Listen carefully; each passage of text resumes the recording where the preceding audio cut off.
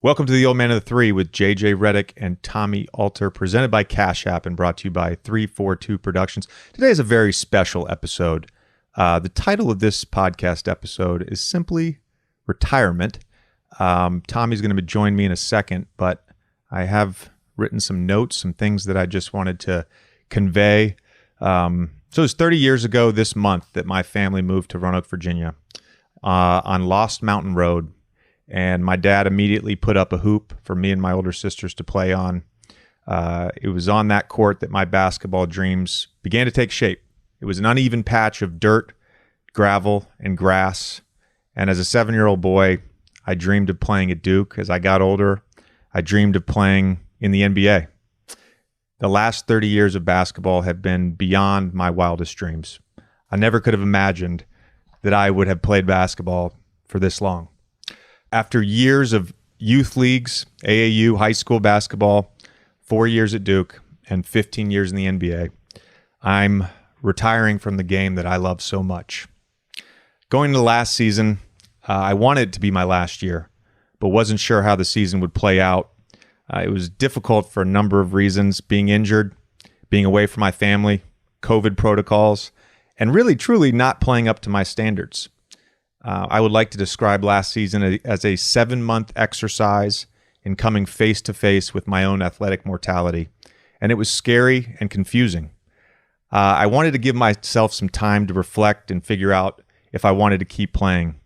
It's one of the reasons that I told teams that called during free agency that I would decide later on. I didn't want to commit to anything until I was sure. Well, I have some clarity now, and I know it's time. It's time for me to be a dad. It's time for me to reflect, pause, and it's time for me to get ready for the next phase of my life. There's some things I'll miss. I will miss the competition. I will miss the routine. I will miss the thrill of playing in front of 20,000 screaming fans. And I'll miss the camaraderie that comes from playing a team sport. So many people have helped me along the way that there's literally too many people to name. I do want to take a few moments to name a few of them, though. I want to thank my first AAU coaches, Delmar Irving, Keith Haynes, and Dick Wall. You guys instilled a sense of toughness, competitiveness, and discipline in me. I want to thank Boo Williams, who gave me my first shot on the big stage, Billy Hicks and Chris Morris at Cave Spring for pushing me every day, keeping me level-headed. Of course, Coach K, Chris Collins, Steve Wojciechowski, Johnny Dawkins, and all the amazing people at Duke for helping me grow and letting me live out my childhood dream. To all of my coaches in the NBA, thank you. You helped me become a better player, a better person. There's so many people behind the scenes that have had a huge role in my career. I want to say thank you to all my trainers, the massage therapists, the chiropractors, the equipment staff who gave me new socks for every game, the support staff, the player development staff, the PR staff. Like I said, there's just too many people to name. There's also been dozens of people who have met me in random gyms all over the country to rebound and pass for me. It didn't matter if I was on vacation or in full-on grind mode in the off-season. So many people would meet me at any hour to help me get my work in. A few people I want to mention: Joey, Jordan, Jay, Ross, Tim, John, Jamel, Joe Boylan, Chris Carwell, Brock, to name a few. Thank you. My routine was sacred, and you helped maintain the integrity of that routine.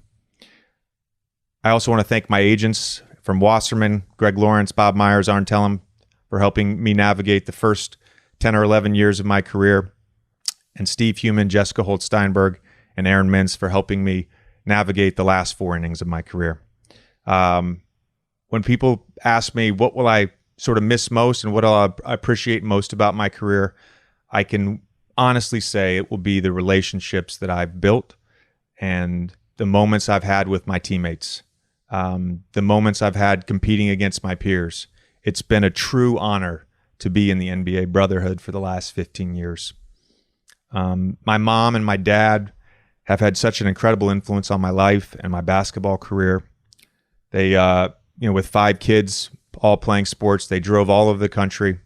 They tried to make it to as many games as possible for all of us. They've been a steadying influence on my life, and they still are today. My brother, David, my sisters, Alyssa, Katie, and Abby, thank you so much for your support, your encouragement. and your inspiration. Lastly, I just want to say, I started dating my wife, Chelsea, in September of 2008, 13 years ago. It was an interesting point in my professional career. I was fighting for my place in the NBA. I was unsure if I even had a future playing at the highest level of basketball. But over the last 13 years, she's been my best friend, my biggest supporter, and the best teammate and partner I could ask for. She's been my rock, and I'm looking forward to helping more with school drop-offs, meal planning, and the boys' bedtime routine. And to my boys, Knox and Kai, can't wait to be your dad full-time. I don't think it's a coincidence that the best years of my career have been as a dad. You guys are everything to me. All right, that's about it.